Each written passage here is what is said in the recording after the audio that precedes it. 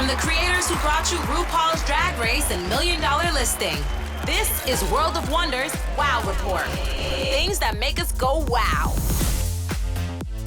Hello, everyone, and welcome to this week's edition of the Wow Report.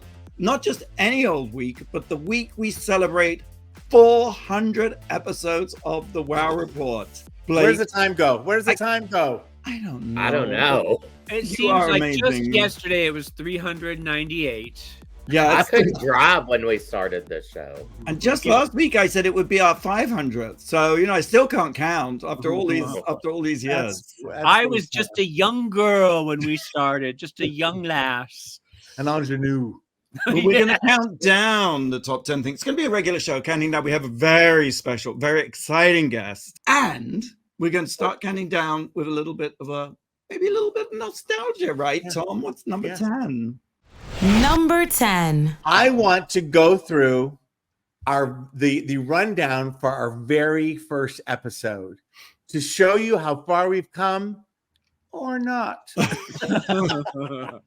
Now, I don't know who did which one, but you can kind of guess. But number 10, we were bold enough to talk about RuPaul's Drag Race and RuPaul's DragCon. We never talk about all that. We never talk about that, but it was fun. And it was the second RuPaul's DragCon. The first one was in 2015. This is 2016. So it's kind of fun to think that DragCon started before the Wow Report and that we're still going strong. It's amazing. We're, approaching our 17th season in Drag Race. So just God bless us for all having jobs and income and things to focus on and all the good that the queens have brought into the world. Now, number 9, also still very relevant, but in a whole, we've come a long way. It was Kelly Ripa versus Michael Strahan on Live. Wow. 400 episodes ago. Remember when he got the GMA job and she walked off the set and was walking around New York with books that had provocative titles because no one at ABC had bothered to tell Kelly that they were giving him the boot and putting him upstairs at Good Morning America. And she was left once again. They didn't tell her about Regis. They didn't tell her about Michael. And so since that time, she has asserted herself. Ryan Seacrest has come and gone in the time that the Wow Report has been on the air in terms of being on the live show. And now it's happily ever after time with her and Mark, which I do talk about Kelly. Yeah, it's a happy ending, but not an ending, as it were. Yes. Eurovision 2016, I remember nothing, and I don't want to get into it. That would have been Fenton. I know that. There was the one about the weather girl forced to cover up on air. Do you remember this one? She had a little beaded tube top dress, and halfway through, she was in some conservative market, and they put a sweater for her to wear because they thought she was showing off too much. And we all know we watch the weather for tits. We know that. We know that, people. That's no, because Miami, New York, and LA all have hot weather boys. Weather twinks is what we have. That's where it goes. That's where it goes. Middle America gets the hot weather girls.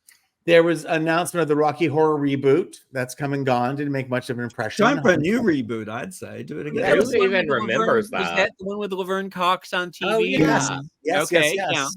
And then a favorite target early on, Susan Sarandon went rogue in Cannes.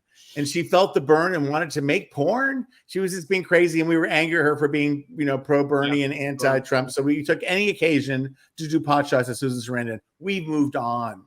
And then I talked about something that was huge and big that we were looking so forward to, and it's come and gone. Mariah Carey dropped the trailer for her new E! Show at our first episode in 2016. I totally forgot about had that. a show? I don't remember. Not only did we talked about it, we watched the trailer. Didn't she also have a crazy assistant or something? That there was a manager who was very annoying, who I don't think she has anymore, who was kind of the star of the show. They sued each other, didn't they? Yes. And she was also late for What Happens Live with Andy Cohen, which is hilarious because it's a live show, and only Mariah Carey would come late and make television about it. Then we talked about this more than once, but we had to talk about just the mere announcement that Madonna was chosen for the Billboard Awards to do a Prince tribute. And we asked, is she the right choice? And I think she wasn't. She was terrible. Oh! I'm sorry. I love Madonna. I love her, but that was one of the worst things she's ever done. That was embarrassing. I think in the New York Times, there's an article about the audacity of Madonna's success in this past tour. Because she really, she had the tour planned. She sticked out of it. We're all worried about her. Everyone was making fun. And, she just played in front of the most people anyone's ever played in front of 1.6 million people or something. So go Madonna. Number 2, a familiar trope. Fenton goes to see Beyonce's Formation tour. The only thing I remember from this was the sense of wet. I felt like you were up front, you had like front row seats, or you were in some pit, and water was sprayed upon you. Is that correct? 3 things. It was a fantastic thing, a tea stage that at some point they fill with water. There's fans going off, blowing her hair everywhere, and they all come out and they're kicking water, and it's spectacular. But 2 other things. Before that, we went to dinner at Red Lobster in tribute, because she had that lyric, you know, he takes me when he fucks me good, he goes to Red Lobster. Of course, Red Lobster is sadly no more because of the endless shrimp that has bankrupted them. Announced this week. And the other thing I would just say is she winked at Nolan. I swear to God, she did. It isn't just a delusional parent thing. I was holding Nolan in my arms because he was a little kid, and we were all ecstatic. And she looked and winked, and it was like he's a pop diva magnet. Yeah, and a soon-to-be famous director, so she knew what she was doing. And at number 9 is our first number 1 from our first show ever. Number 9. And then at number 1, we ended with the most important story of the week, the first penis transplant in America. And I'm not Lisa Ferri, but I tried very hard to do some research to find out, where is Mr. First Penis Transplant in America? Where is he? And I could find nothing about him. Well, he was 64, wasn't he, when he had the operation in 2016? Oh, look at you! Look at you! But I've heard he's alive, but I'm not entirely. I thought he was alive. Yeah. There's a lot more questions, a lot more details you want to find out. That I'm glad he's alive. Don't get me wrong, but how's it working? You know, in all different circumstances. Do you really need a penis at 65, though?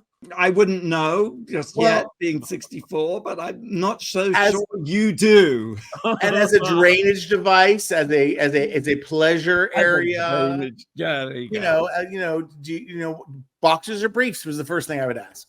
I could just add a little bit to that, Tom. That was the first U.S. penis transplant, and because China did it in 2006. Yes, and the poor person who had the recipient rejected the organ. Which, James, you wouldn't have that problem. It sounds like my love life. Never rejected an organ in my life. Hey. And a total of 5 have been done. Like, that's not a lot since 2006 in almost like 18 years. Yeah, 5. It's not a surgery you take lightly. It's not like lunchtime lipo. It's not like that. It's everything. Well, you know, we didn't cover the war. We didn't, you know, pop culture moments. But we've been true to ourselves. We have talked about the silliest, weirdest, funnest things. Yeah. And like Fenton and James said earlier, it's like it's just so much fun to all be together. As much as we work together, we don't get to really see each other. So this is our excuse. And I love the nice people who listen to us. And the other people, I tolerate you. But they won't know that because they don't listen. So, all right. Thank you, Tom, for number 10 and number 9. And moving on to number 8, Blake. Number 8. There are a couple of shows that I wonder if you guys even remember recording because they never even aired. Divas and Mivas from 2016. Well, that was one of my favorites. I can't believe why don't we have it? Because I remember that one like it was yesterday. I don't know why this never aired. I think maybe it was before I knew how to edit. Because I only started. Wasn't Zayn one of mine and like Mariah Carey? And I'll give you the rundown. Yeah. I'll give you the rundown. The Divas. These are 2 different episodes. Divas, number 10, Lady Gaga. Okay. Number 9, James had Paris Hilton because he thought that she had the best single of the 2000s with. Well, when you're right, James. Yeah, it is. Yeah. Number 8 was Taylor Swift. Sure. She'd be higher on the list now. Yeah. Number 7, Whitney Houston. Number 6, Diana Ross. Well, she had died, but she's still one of the greatest divas. Okay. Number 5, Mariah. Number 4, Beyonce. Number 3, Britney. Number 2, Cher. Number 1, guesses? Madonna. I'm gonna say Linda Ronstadt, and it was Tom. because we've already had Diana Ross and Cher. Well, and Ariana Grande wasn't around yet. It's not the WoW report without mentioning Madonna, as far as I'm concerned. It's not the WoW report without mentioning Linda Ronstadt. Divas. These are the male divas that we Yes. thought at the time. Number 10, John Travolta. I wonder who did that one. Okay. Number 9, Kanye West. Boo. Boo. That was probably I think it was you, James. No, I would never. You're off. I have always hated going. Kanye. Keep going. Number 8, Michael Jackson. Number 7, Richard Simmons. I love that. That must have been me. Yeah, you tell you. Oh, everyone's taking credit for Richard Simmons. Number 6 was Zayn Malik. I still stand by that. Yes, one of the all-time legends. Oh yeah, what band? Was it One Direction or Westworld? I can't remember. One Direction. One Direction. Okay. James was obsessed with all things One Direction. Yes. Yeah. Point your erection in my direction. That's the signs the fans would have at the shows. For real. Yes, it's stuck in my brain for some reason. Number 5. I had dinner for my friend Jordan's birthday across the street from his penthouse, his former penthouse, Liberace. That sounds like Fenton to me. Yeah. Number 4, Elton John. Number 3, Justin Bieber. That's not aged well. Keep going. Number 2, RuPaul. Yes. Who was our number 1? Ricky Martin. Close, but no cigar. Julio Iglesias Jr. David Bowie. Well, yes. I wonder who did That that sounds one. like Fenton had a lot of influence on everyone. Okay. The more things change, le plus ça change, le plus, what is it? Le plus même. Plus ça change, plus la même chose. Yes, there you go. Ah oui, let us take a pretty break. Our new Netflix reality series, Owning Manhattan. I think that's a good way. I think we should have there should be a porn channel called Wetflix instead of Netflix. I'd love that. We wouldn't even be here today if we'd thought of that. We'd be on our island sipping margaritas, House of Love cocktails. Our new Netflix reality series, Owning Manhattan, looks at the glamorous, adrenaline-filled universe of high-stakes real estate in New York City with, yes, of course, you know exactly who it is. World-famous broker, CEO Ryan Sahant, who will stop at nothing to build his brokerage, going after the most luxurious listings in as cutthroat as he is gorgeous. Oh, so gorgeous. I love Ryan. He's one of the greatest characters on television. The cast of people, the real people he's working with, the agents around him are so diverse and so it's an amazing cast. And also his success has been incredible. He has that building on West Broadway that used to be the Tommy Hilfiger flagship store in Soho. It's all Sahant. I just get tired looking at him. He's such a dynamo and never seems to get not to be creepy, but I never get tired of looking at Ryan. Presidential material, methinks. All right, let's take a break. And when we come back, we'll carry on our countdown of the top 10 things that made us go wow here on Radio Andy. You're listening to World of Wonders Wow Report. Things that make us go wow. Welcome back to the Wow Report. It's our 400th edition. I'm here with the legendary James St. James. I'm here with Tom Campbell, also legendary. And of course, Blake, no less legendary. We're all legends. Less legendary than James. So there's still a pecking order. It's James. It's the James St. James report. It's taken me years, but I rest. I've gotten you all terrified on the run. He's a legend. I'm gonna all about Eve, James. The tongue lashings I have taken on this show. That's what we should do. Top 10 tongue lashings from James St. James. That's put that out as an album. Number 7, Tom. Number 7. Revisiting one of our favorite topics, Hacks, season 3. I watched the first 2 episodes. We all talked about it. Obviously, it's quality television, non-parallel. I enjoyed the first 2 episodes. I said at the time, and I meant it. And this is it's the only negative of a field of positives was like they had to reset the stakes, right? They had to get them back into a situation where they were all together. Well, last night I caught up on 4 more episodes. Oh my God. Oh my God. It's so good. It's so good. It's akin to nothing, but it's like the best sitcoms in its best years. It's like the Mary Tyler Moore, it's like all the characters are on fire. There is depth in every characterization. Randy, I was talking about it today. I was ranting and raving. He goes, you can just feel how in tune they are, how like the writers and the directors and the actors, like they're just in the zone.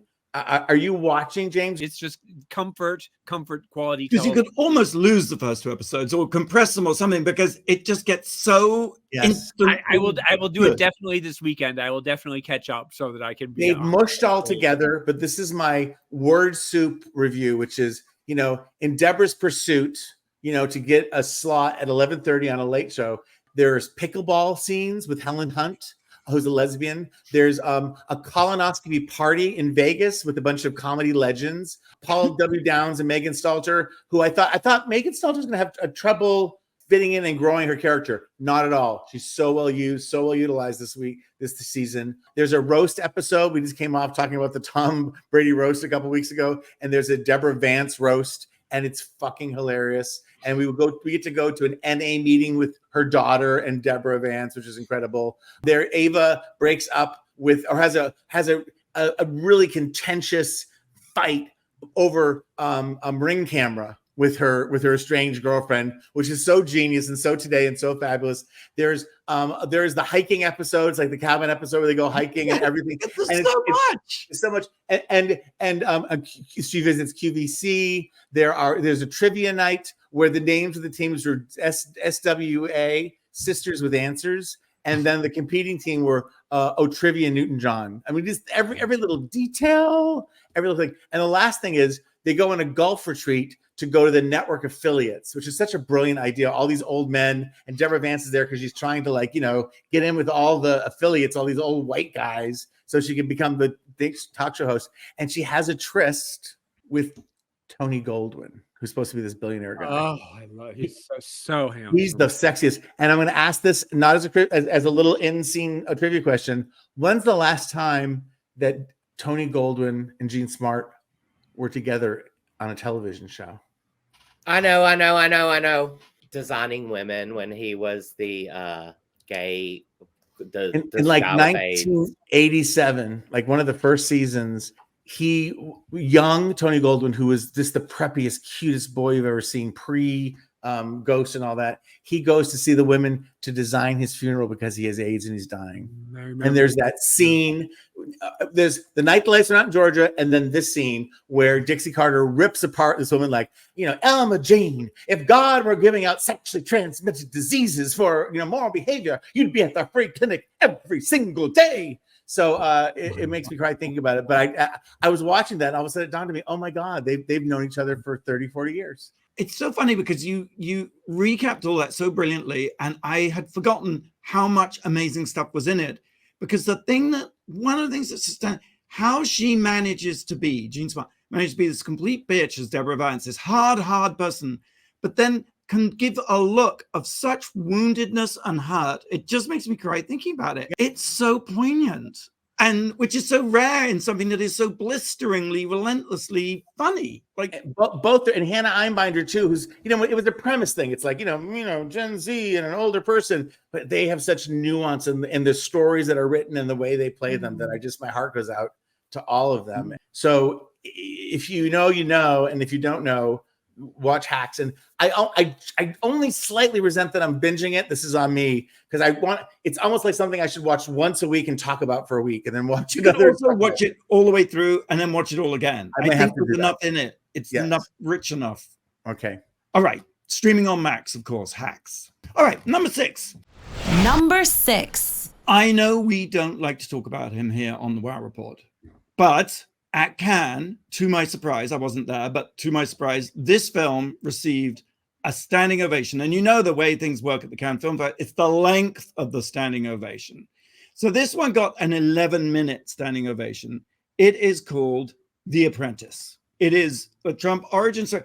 Well, I know, I see the dismay on your faces, but I have to say that the relationship between Trump and Roy Cohn, the sort of super evil lawyer, is such an incredible story. It really should be told. And it sounds from the likes of it that this is not a movie that is flattering to the Trump people in the least.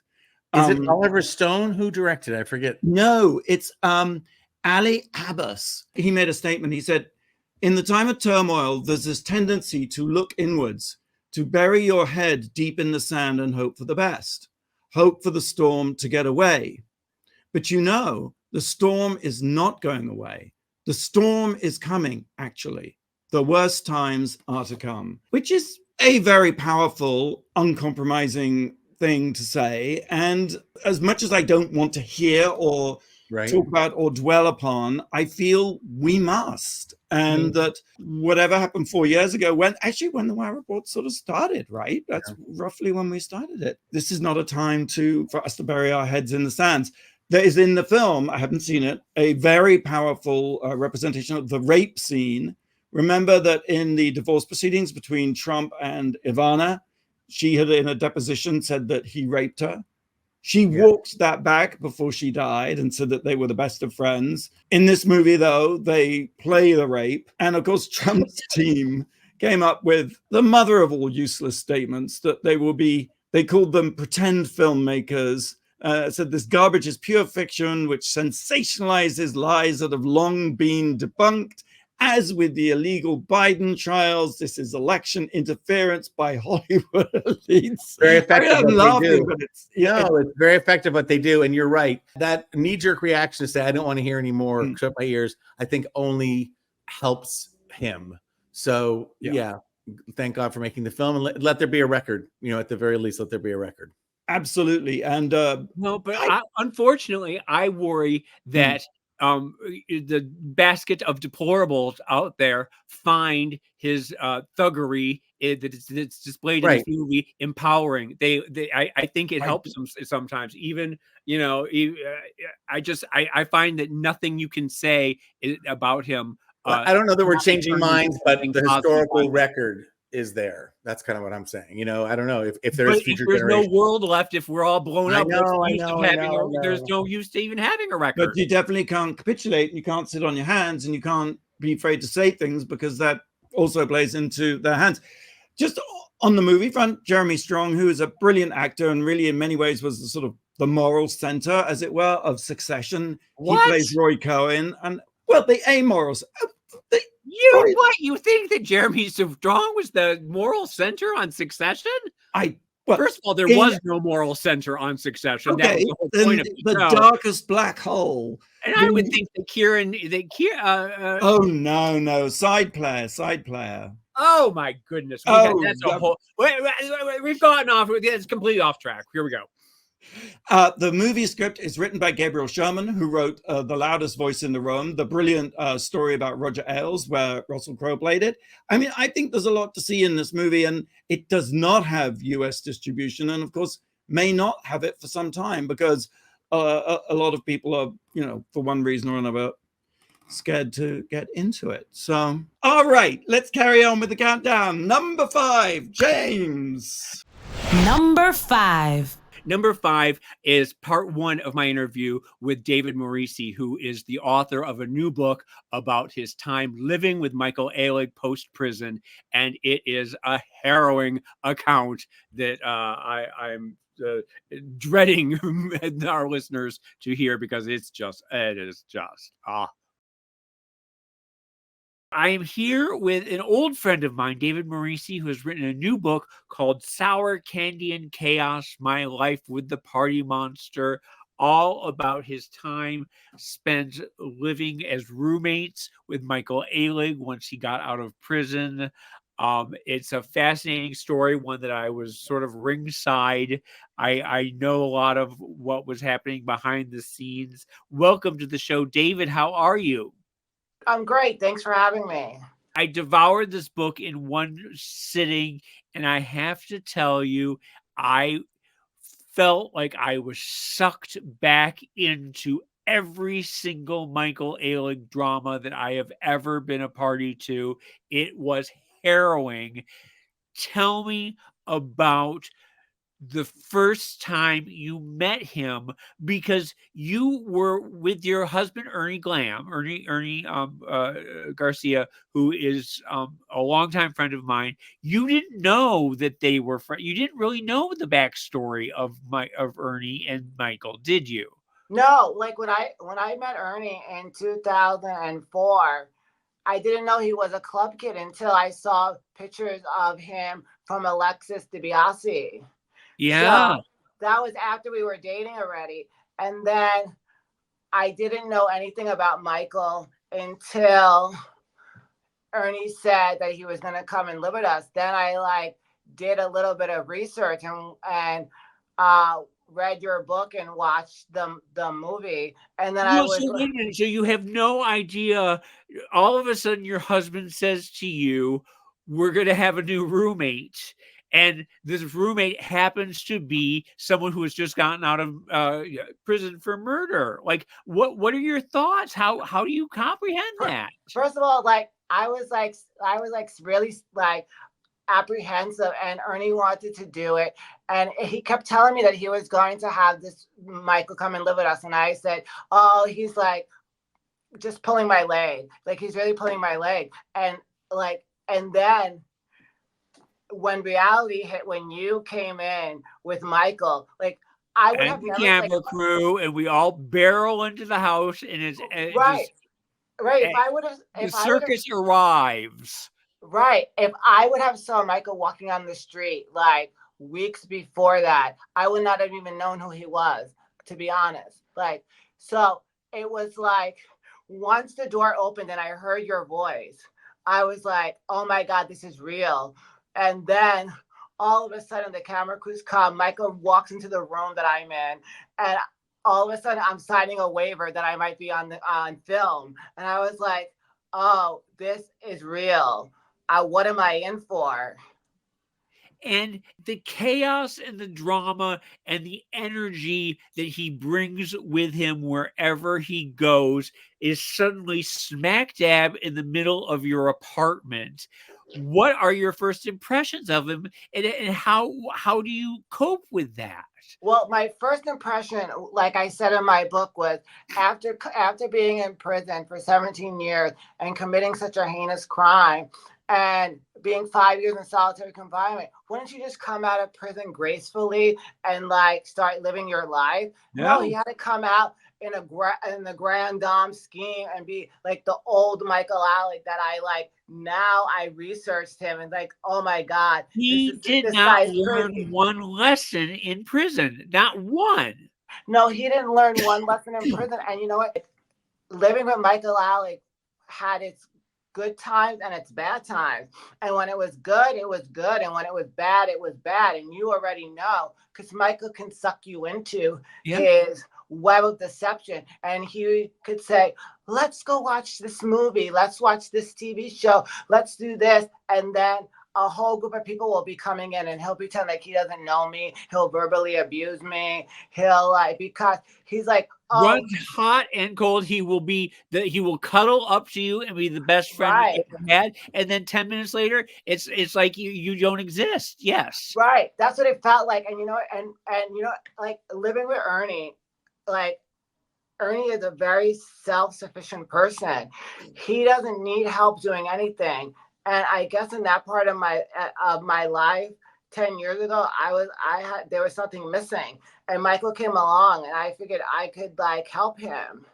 But but Michael is a black hole of need, and the more energy you give to him, the more he will take, and he just takes and takes and takes and takes. Yeah, and I think I had low self-esteem back then, because the more abuse he gave me, the more I wanted more. I don't know for what reason, because he would accuse me of all these heinous things. And then 2 minutes later, he'd be like, let's watch Mary Hartman. And I'd be like, okay, no problem. Yes. So as much as he had a mental disability, I felt like I had one too, because I was sucked into the web of deception. We'll have the second part of this interview after the break, which we're going to take right now. 8 returning queens competing for $200,000 grand prize on All Stars 9. But for the first time in Drag Race history, or herstory, the money is going to be donated to the charity of the winner's choosing. The prize is supplied by the Palette Fund. You can watch the episodes on Wow Presents Plus streaming. Each new episode is free. Or on Paramount Plus in the US. New episodes every Friday. All right, we'll be right back after the break. You're listening to World of Wonders Wow Report. Things that make us go wow. Welcome back to the Wow Report. I'm Fenton here with Tom, Blake, and James St. James. We're celebrating 400 episodes. And at number 4, James? Number 4. Part 2 of my interview with David Maurici, who is talking about his book, about living with party monster Michael Ehrlich. There are a million scams that he's always, anytime he's juggling 100 different scams, he's trying to get money out of this person, that person. Was he prostituting himself? What was the sex situation? What was he doing with the men that he was bringing home? What was that? Like there were several times that I came home and he was in his room with the door closed and he was talking to somebody and I thought he was on the phone, and all of a sudden a gaggle of people would be coming out of his room and I had no idea who they were.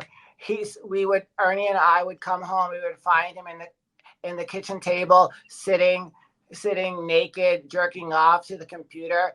And I always ask him, what are you doing? And cigarette butts would be all over the floor. And he said, and like I said in my book, he said, Amanda and Sophia do it. And I said, do what? And he was like, you're too naive to know. And I was like, you know what, Michael? I said, if you need money, I'll give you some, but don't do those kind of things because I don't find them appropriate or I don't find them relevant. It's bringing so much chaotic energy into the house.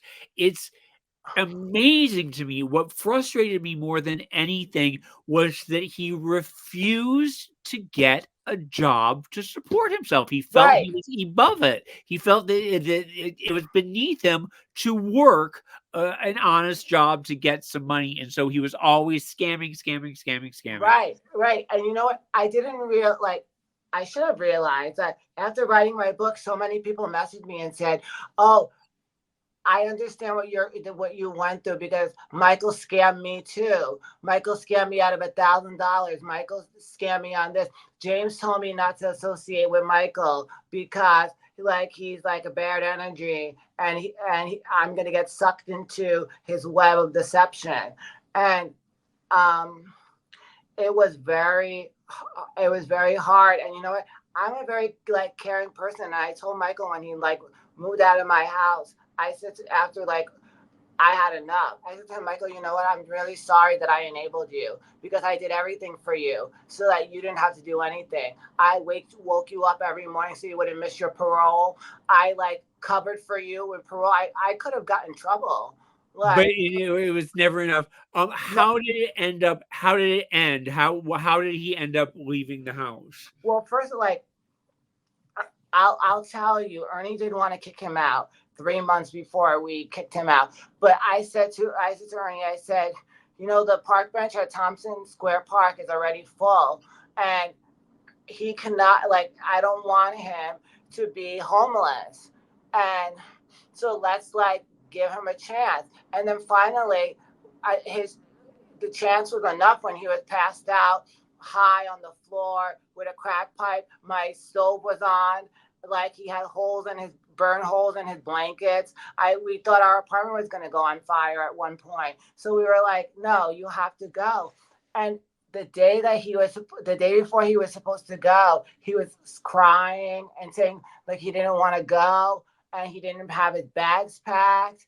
I called Craigslist and got him a moving truck so he can get the hell out because it was enough. Well, all of these stories and more are in your book.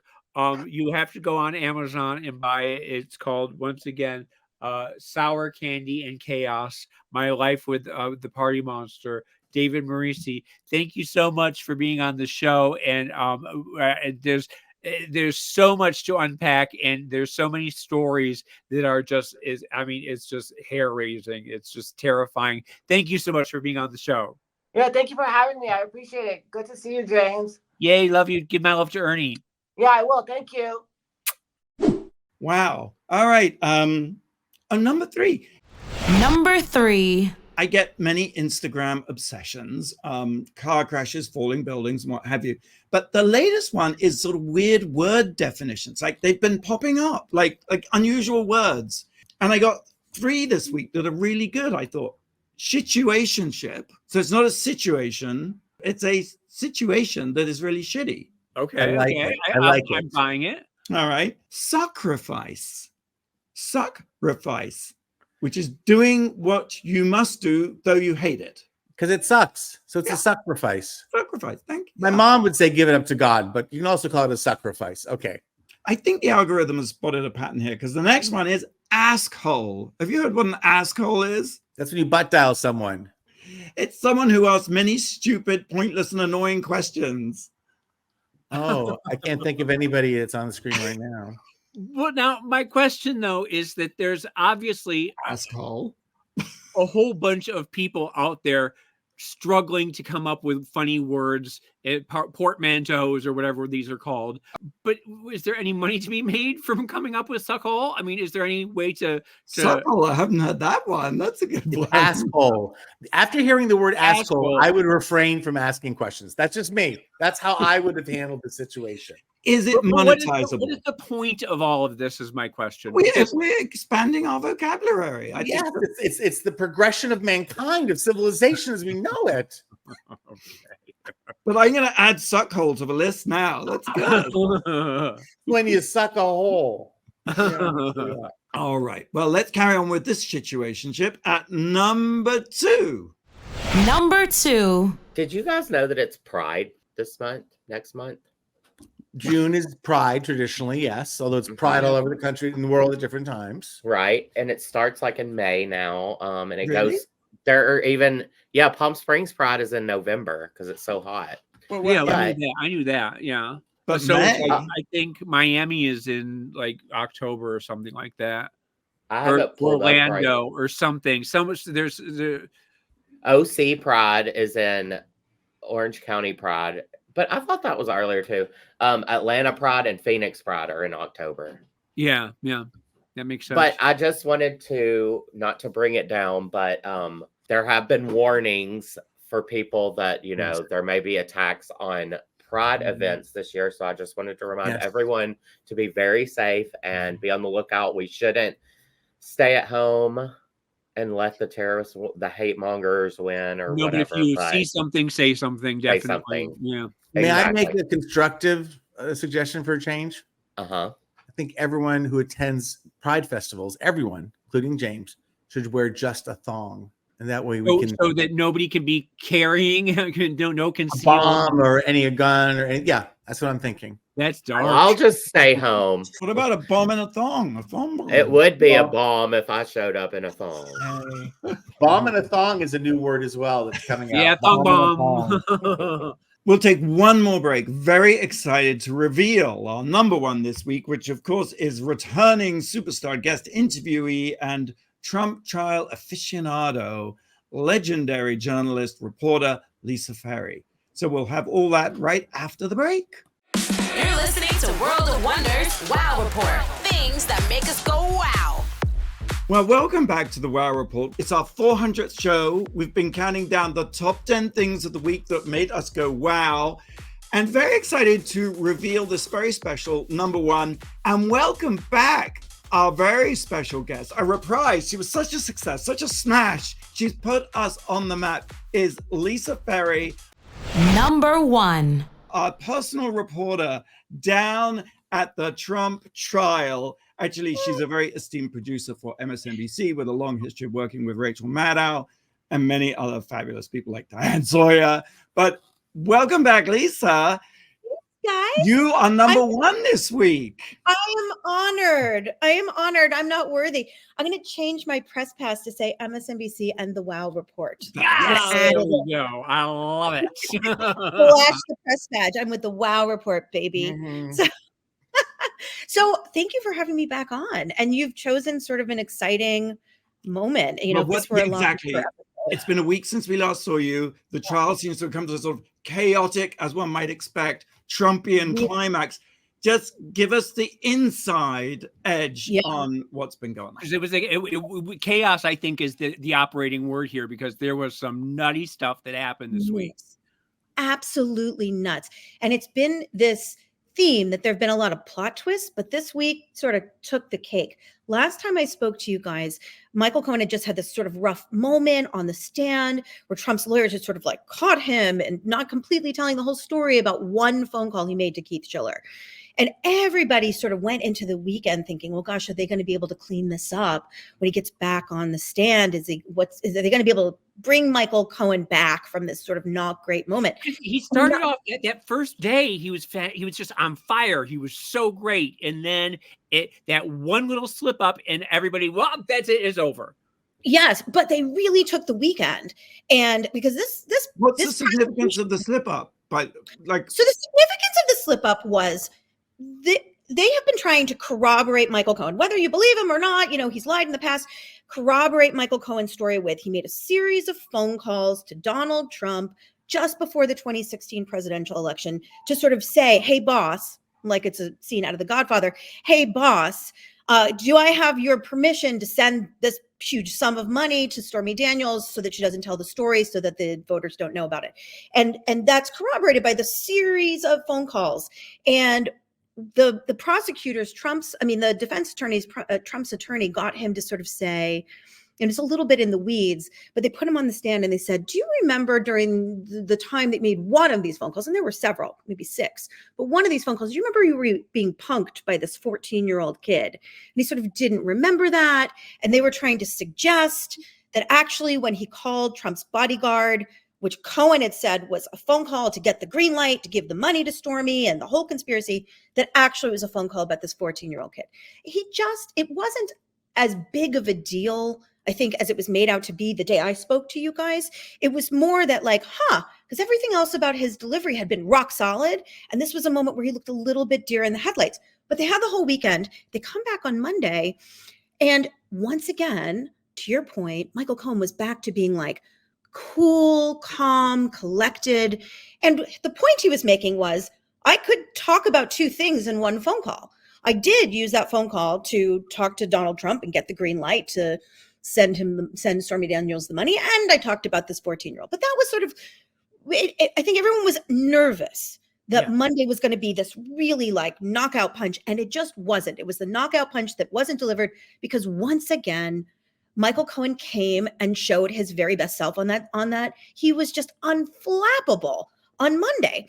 And again, for weeks, this has now been going on since April 15th.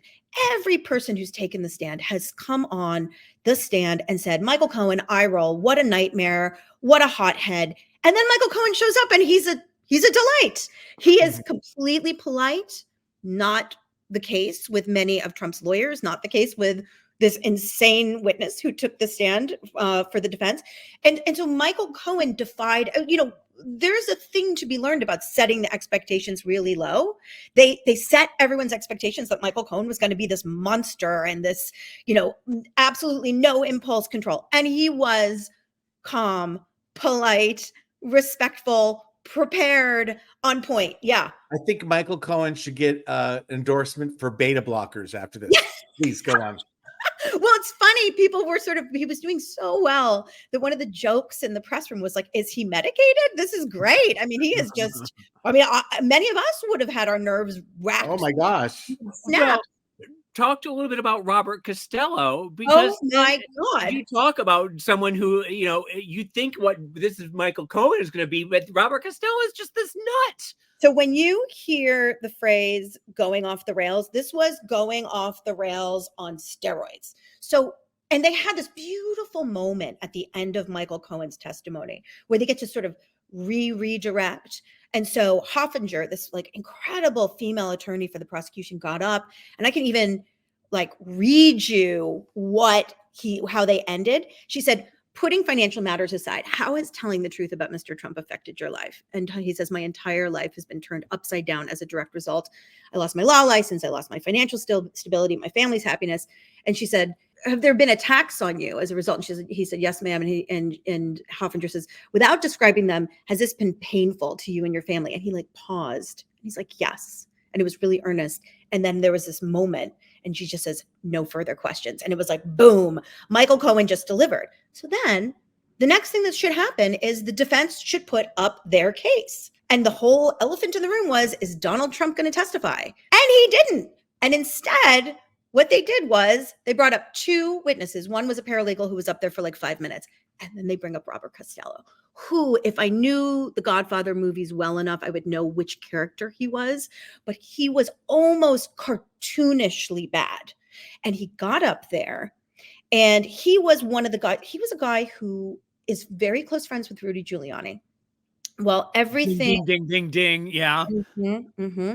And after the FBI raided Michael Cohen's house, and he was, in the crosshairs of law enforcement, there was all this pressure on him to flip against Donald Trump. This man, Robert Costello, who's like a buddy of Rudy Giuliani's, came to Michael and was like, hire me as your attorney. And he was sending Michael all these almost like straight out of the mobster playbook emails being like, you can sleep well tonight. You have friends in high places. Like, it was not subtle, the sort of coded mobster language.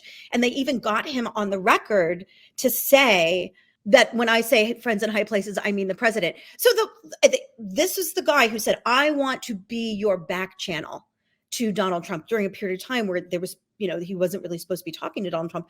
He wanted to be the back channel. They all proving that this was, they were working in concert. But here's what happened. They bring him up, and this is supposed to be the guy who Trump's attorneys think are going to like blow Cohen's credibility out of the water. And instead, Costello gets up there, again, like a cartoonish figure, and starts back talking to the judge. He's up there being questioned. And if he didn't like his answer, he would say, strike that. Okay, that is not how it works. The witness doesn't strike what he says. He can't say, I want to do over, strike that from the record. That is not your place. That is the judge's place. He was eye rolling at one. There were a lot of objections because what Trump's team was doing, this guy was supposed to be like up there for 3 questions, and Trump's team, big shock, asked way more questions than that. So there were a lot of objections and sustained. And when the judge would say, sustained, yeah, you can't ask that, Costello would roll his eyes. He would sort of neck snap. He would, at one point, he goes, geez, to the judge. And you're like, is this happening? What is happening? And we're all watching this and we're like, he can't do that. And Merchan, again, I've described Merchan. It's such a travesty that the American people don't get to see Judge Merchan in action because he is biblically kind. He is, almost, you don't know, maybe he has an incredible meditation practice in the morning. I don't know how this man keeps his cool, but he is incredibly calm and fair. And he just snapped. He said, and this doesn't, there have been lots of times where they've had to ask the jury to leave because something, sensitive is going to be discussed. He cleared the court, the whole court. That doesn't happen. So Costello was so out of control. And we were like, wait, what's going on? They had the jury leave, and then they cleared the court, which is pretty unprecedented. And we got to hear a part of it. And then it was so vitriolic that they actually cut the mics. Are you allowed to stay in the overflow room, or you have to leave? We were allowed to stay in the overflow room, so we actually could see a bit of it. But the part once the whole court was cleared, we didn't even know what was said until we got the transcript hours later. But the part that we heard was he said to Costello, I need to talk to you about decorum. You cannot roll your eyes at me. You cannot say I strike something from the record. I do that. I am the judge. And if you don't adhere to my rules, you will not be allowed to continue to testify. Do you understand? Costello says, yes, I understand. And then We think it's going to be okay. And all we hear is the judge say, "Are you staring me down right now?" And then you hear him say, "Clear the court." And so even after that initial, like really unprecedented, like, "Sir, stop trying to be the judge here. Don't say, 'Oh, geez,' if you don't like what I've done." And he said, "I agree." He backtalked again and stared him down. And Mershon cleared the whole court, the press, everybody. And A stupid question. Sorry, but what is staring down? Because that's not saying anything. It's just it's like getting into your face and being like this, like that. I'm staring you down, bitch.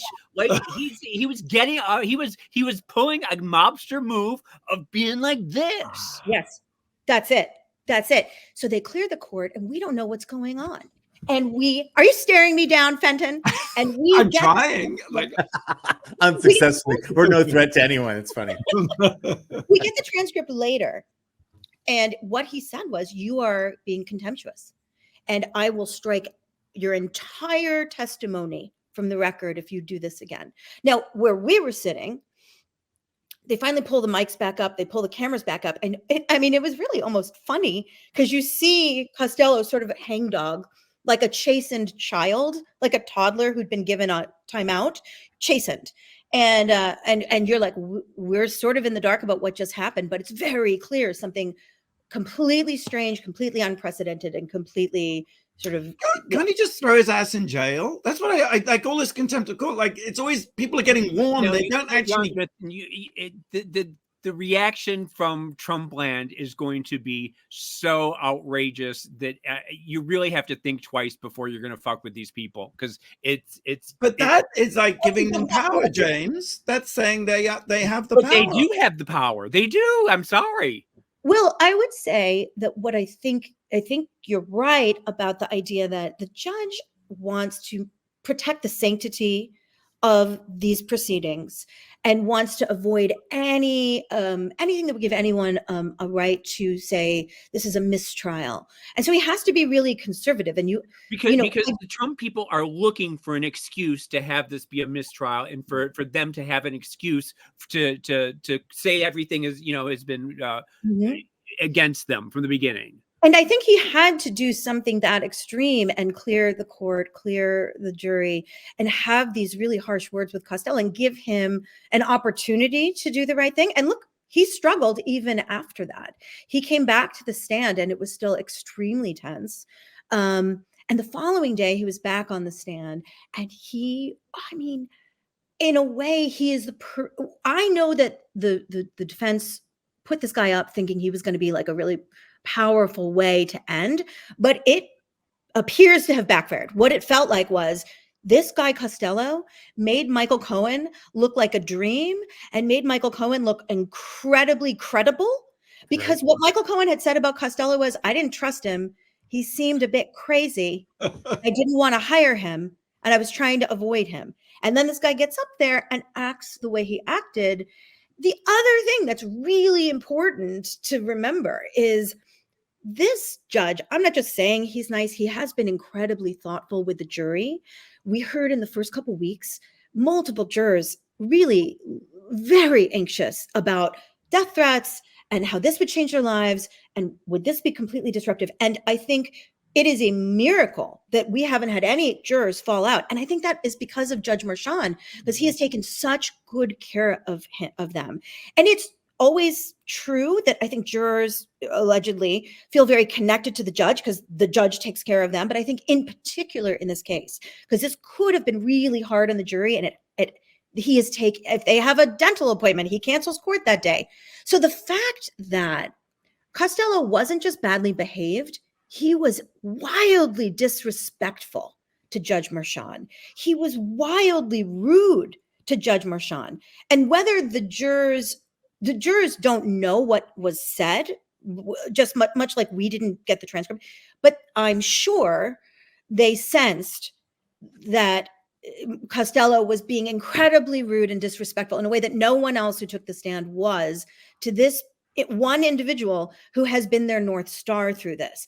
And so now you have to think, it's Wednesday. Those jurors have a whole week off before closing arguments. And instead of being left with I wonder if Michael Cohen is entirely telling me the truth about that one phone call. That's been erased. That page has been turned. And instead, it ended in this incredibly dramatic way with the defense putting up this guy who was very rude and mean to someone they respect and like, and who has been their blue blanket, security blanket. But now, you say that Michael Cohen has sort of been exonerated a little bit, and that everybody is just thinking about Robert Costello now. But I want to know from you where it goes. Is it hung jury? Is it acquittal? Is it conviction? What's it going to be? We need your answer. Well, I should say no one knows how the jury is internalizing all of this information. No one knows what they'll decide. Shouldn't they be sequestered? That's a really good question. That's a really good question. I assume they were. No. They have Wow. been sequestered. It's so disruptive to jurors' lives, is you have to sort of thread this needle between like, do you want to disrupt? It's been a long time. It started April 15th. Like, would they want to be sequestered since the 15th? Will they be sequestered during deliberations? I think we have to wait and see. I think that depends if they feel threatened or, Judge Mershon has been really thoughtful about this. So it'll be interesting to see if that becomes a thing next week. It hasn't been a thing yet, but maybe. I don't think anyone knows. It strikes me that to me, just speaking for myself, I can't imagine it's going to be an acquittal. But, I think that the hung jury versus conviction is its own thing. But, what's interesting is I think, remember, the prosecutors have had a year to prepare for this. And I bet they knew exactly what they're going to say on Tuesday during these closing arguments. But now they have all this to work with Robert Costello. Guarantee you will be hearing about Robert Costello and that, shit show that was in these closing arguments. Because the other thing is, while I'm sure it left a bad taste in jurors' mouths that this Costello guy was so mean to Mershon, who put Costello on the stand? Donald Trump and that legal team. And so by extension, there may be consequences in terms of how they feel about the Trump. Anybody who doesn't know yet that Trump is like Costello, I mean, you haven't been paying attention for the past 10 years. Well, and this is, all along what you've been hearing from David Pecker, from, Keith Davidson, from Michael Cohen, from Stormy Daniels, is that this all functioned a bit like the mob, right? Yeah. And what you've heard from the Trump team is no, that's ridiculous. But then you got this guy on the stand who's sending, it was just shy of putting a horse head in somebody's bed. It was. He sounds like the comic relief in a gangster movie. Like he's the blowhard guy who messes up. I want to see this movie. I want to see this movie. It's funny that you say that because we're, I think we're expecting really dramatic closing arguments on Tuesday that will probably go into Wednesday. And I think we're expecting it to feel very much like a mini series. This has had, we all knew this would be dramatic. It has been 8 times more dramatic than yes. And look, it's really a lot of, it's taxing to we're all waiting outside the court at 5:30 in the morning and they don't let us in for 3 hours. And so there are certain days that you're like, oh, this will be a boring day. Maybe I don't need to go. But all of us are like, you need to go all the time because, any little paralegal that they're putting up there that you think will be nothing could end up being like some incredible plot twist. Right. If you wrote this in a screenplay, they would say, no, that's not believable. Well, it's a never-ending story because I was going to say goodbye to you, Lisa. I was going to say goodbye and thank you. But clearly we'll have to have you on next week. Yeah, as the drama continues. We didn't even get to like the craziness that's been happening outside the court because all of his sort of minions and allies, and we had Donald Trump Jr. there on what day is it? Yesterday, and that was. Can I tell you one story about that? Yes, so and then you have to go. They all show up, it's coordinated and Trump allies and they all show up together and they're all wearing a red tie like it's North Korea and we all have to wear the same clothes. And Donald Trump Jr., because of God love New Yorkers, was giving a press conference, flanked by, Matthew Whitaker, the former acting DOJ chief who created that masculine toilet. You know what that is? Google it. Yeah. And Don Jr. is talking to the cameras and New Yorkers are heckling him and they said, Can I tell you what they said? They said, Don Jr. New York hates you. You can't even bait your own hook. But I don't know what that means. I think he had some incident where he had to pay someone to bait his hook to go fishing. But like even the New Yorkers to throw shade in this very sophisticated 3-dimensional way that like I have to then figure out what they're talking about. But yeah, it's been a wild ride. Lisa, I hate to cut you off, but Sorry. thank you. And Thanks for having me back, guys. You packed so much information into such a short time. Thank you. Yeah. You know, for the full version of this show and this interview, you go to our YouTube channel, Wow Presents Plus, where you can listen to the full version of Lisa Ferri's reporting from the courtroom, to be continued next week, I'm sure. But anyway, thank you, Tom. Thank you, James. Thank you, Blake, for these amazing 400 episodes. I feel it's like my weekly therapy. And here's to the next 400. Oh, and thank you also, Andy Cohen, for having us. I mean, yes, I think it takes a lot to just leave us to do our thing for 400. Yes, yeah. And thank you, everyone out there, for listening. Now that I know we have listeners, that's very exciting.